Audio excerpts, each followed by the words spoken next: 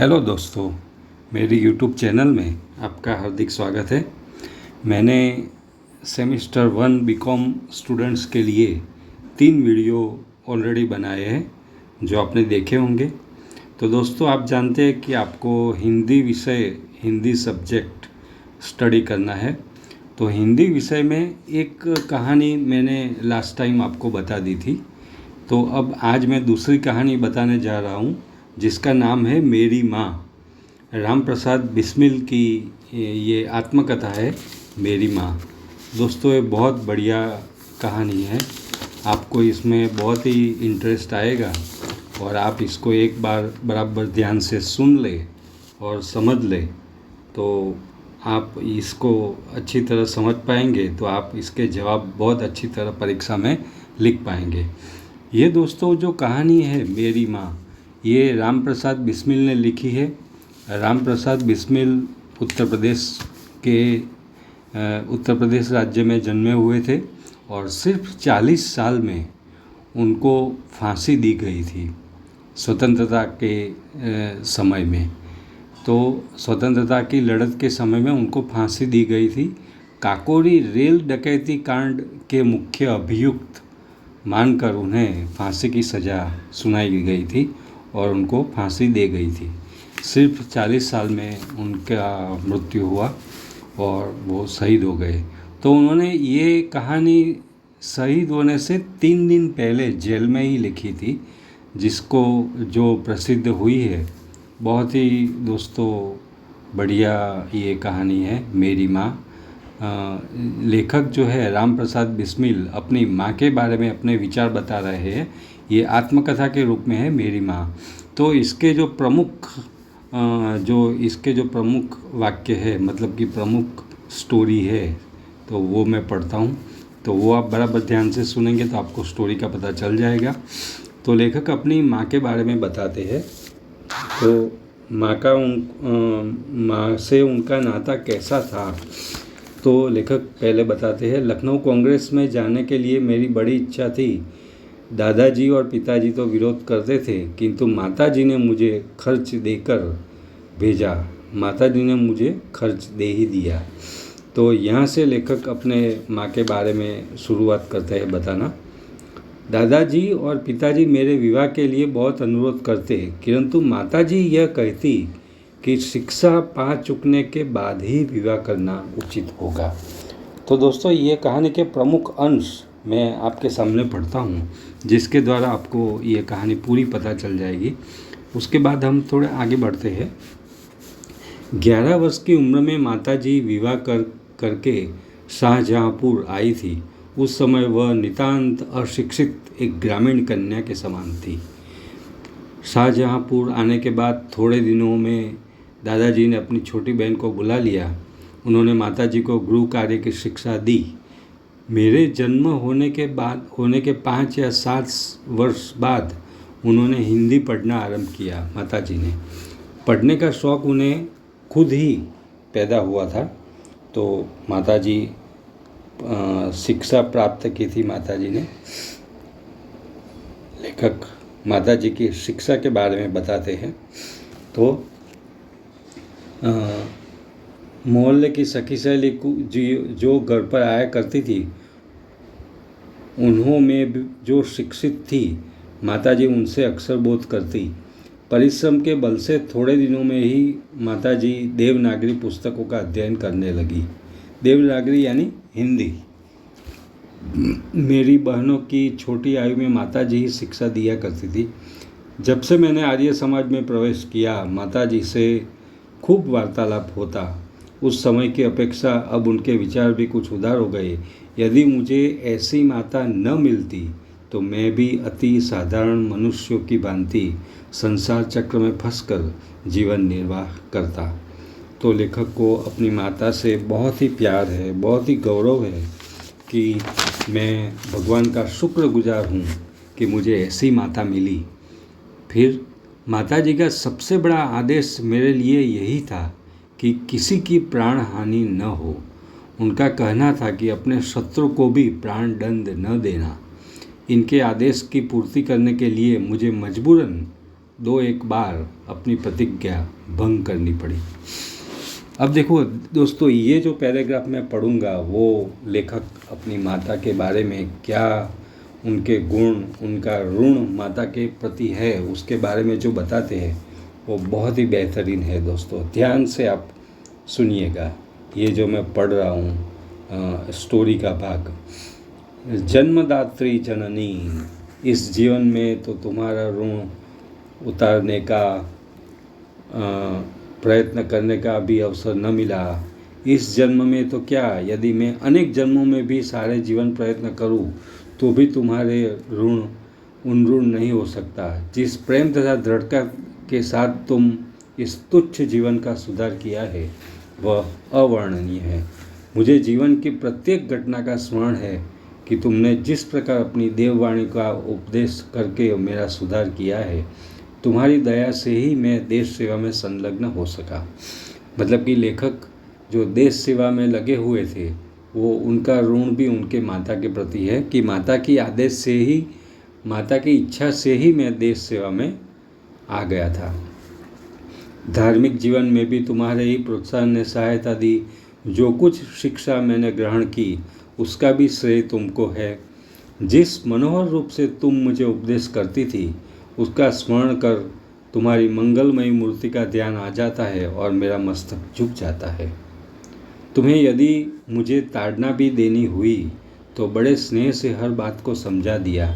यदि मैंने दुष्टतापूर्ण उत्तर दिया तब तुमने प्रेम भरे शब्दों में यही कहा कि तुम्हें जो अच्छा लगे वह करो, किंतु ऐसा करना ठीक नहीं, इसका परिणाम अच्छा न होगा। तो माता यही सब कहती थी मुझे, मतलब कि लेखक को। अब लेखक आगे क्या कहते, जीवन दात्री, तुमने इस शरीर को जन्म देकर केवल पालन पोषण ही नहीं किया बल्कि आत्मिक, धार्मिक तथा सामाजिक उन्नति में तुम्हें मेरी सदैव सहायक रही। जन्म जन्मांतर परमात्मा ऐसे ही माता दे। दोस्तों ये वाक्य आप ध्यान दें बराबर, लेखक अपनी माता के बारे में क्या कह रहे हैं। मतलब कि ये लेखक ने जो लिखा है वो सब जेल में लिखा है, उनको फांसी होना निश्चित है, उनकी मृत्यु निश्चित है। तो निश्चित मृत्यु को जानकर लेखक अपनी माता का ऋण अदा करने के लिए अपनी माता के प्रति अपना स्नेह, अपना प्यार, अपना ऋण दिखाते हैं और ये सब लिखते हैं। ये वाक्य आप ध्यान दें, जन्म जन्मांतर परमात्मा ऐसी ही माता मुझे दे। अब देखो ये दोस्तों लास्ट पैराग्राफ जो है ये कहानी का वो बहुत ही बढ़िया है। आप बराबर ध्यान से सुनो, ध्यान से इसका पठन करो और 3-4 बार पढ़ो तो आपको ये स्टोरी पूरे की पूरी परीक्षा में आप अच्छी तरह इसके जवाब लिख पाओगे। ध्यान से सुनो दोस्तों। महान से महान संकट में भी तुमने मुझे अधीर नहीं होने दिया। सदैव अपनी प्रेम भरी वाणी को सुनाते हुए मुझे सांत्वना देती रही। तुम्हारी दया को छाया में मैंने अपने जीवन भर में कोई कष्ट अनुभव न किया। इस संसार में मेरी किसी भी भोग विलास तथा ऐश्वर्य की इच्छा नहीं, केवल एक इच्छा है, वह यह कि एक बार श्रद्धापूर्वक तुम्हारे चरणों की सेवा करके अपने जीवन को सफल बना लेता। किंतु यह इच्छा पूर्ण होती नहीं दिखाई देती और तुम्हें मेरी मृत्यु की दुख भरी खबर सुनाई जाएगी। देखो दोस्तों, लेखक जानते हैं कि उनका मृत्यु निश्चित है, उनको फांसी की सज़ा सुनाई दी गई है, मतलब कि अब वो जीने वाले नहीं हैं। तभी वही मोमेंट में, वही क्षण में लेखक ये अपने माँ के बारे में लिखते हैं। माँ, मुझे विश्वास है कि तुम यह समझकर धैर्य धारण करोगी कि तुम्हारा पुत्र माताओं की माता भारत माता की सेवा में अपने जीवन को बलि देवी की भेंट कर गया और उसने तुम्हारी कोख कलंकित न की, अपनी प्रतिज्ञा पर दृढ़ रहा। वाह दोस्तों, लेखक कितना अच्छा कहते हैं अपनी माता के बारे में, कितनी उनके वाक्य में, उनके विचारों में कितनी माता के प्रति कितना भाव है और भारत माता के प्रति कितना भाव है। फिर से ये वाक्य आप दोस्तों सुन लीजिए। मुझे विश्वास है कि तुम यह समझकर धैर्य धारण करोगी कि तुम्हारा पुत्र माताओं की माता भारत माता हम जानते हैं कि हम हमारे देश पर समर्पित है, तो भारत माता हमारी माताओं की भी माता है। तो दोस्तों ये जो माहौल है वो स्वतंत्रता का माहौल था, मतलब कि हम अंग्रेज़ों के सामने लड़ रहे थे, उस समय का ये माहौल है। तो भारत माता की सेवा में अपने जीवन को बलि देवी की भेंट कर गया और उसने तुम्हारे को कलंकित न की, अपनी प्रतिज्ञा पर दृढ़ रहा। दोस्तों अब अंतिम 4 लाइन इस कहानी की सुनिए। जब स्वाधीन भारत का इतिहास लिखा जाएगा तो उसके किसी पृष्ठ पर उज्ज्वल अक्षरों में तुम्हारा भी नाम लिखा जाएगा। गुरु गोविंद सिंह जी की धर्मपत्नी ने जब अपने पुत्रों की मृत्यु की खबर सुनी तो बहुत प्रसन्न हुई थी और गुरु के नाम पर धर्म रक्षार्थ अपने पुत्रों के बलिदान पर मिठाई बांटी थी। दोस्तों हम जानते हैं कि गुरु गोविंद सिंह के बारे में हम जानते हैं कि गुरु गोविंद सिंह जी को धर्मपत्नी ने अपने पुत्रों की मृत्यु की खबर सुनाई तो उस समय मिठाई बांटी गई थी पुत्रों के बलिदान पर। तो ऐसे महान व्यक्ति थे उस समय के। तो अब लेखक का अंतिम वाक्य दोस्तों सुनिए।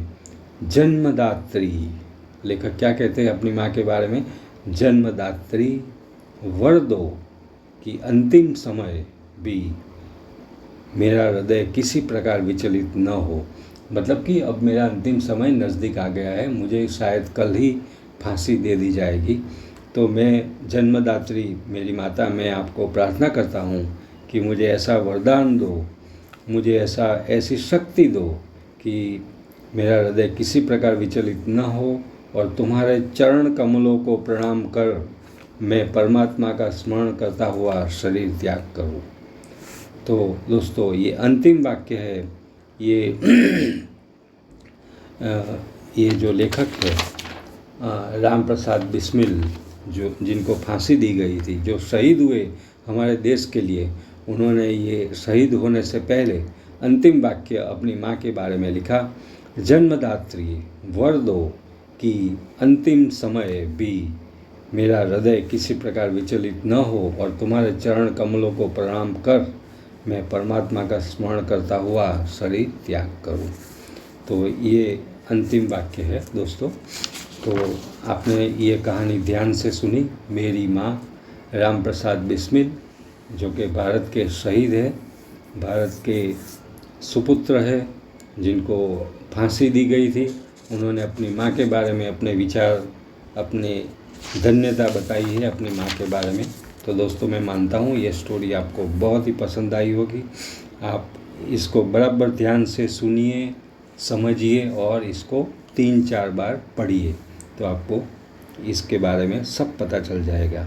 नीचे स्वाध्याय में प्रश्न भी दिए गए हैं, वो भी आप ध्यान से पढ़िए। तो दोस्तों मैं मानता हूँ कि ये मेरी स्टोरी, ये मेरा वीडियो आपको पसंद आया होगा, आपको स्टोरी बराबर समझ में आई होगी। तो मेरे चैनल को लाइक कीजिए, शेयर कीजिए, सब्सक्राइब कीजिए। धन्यवाद।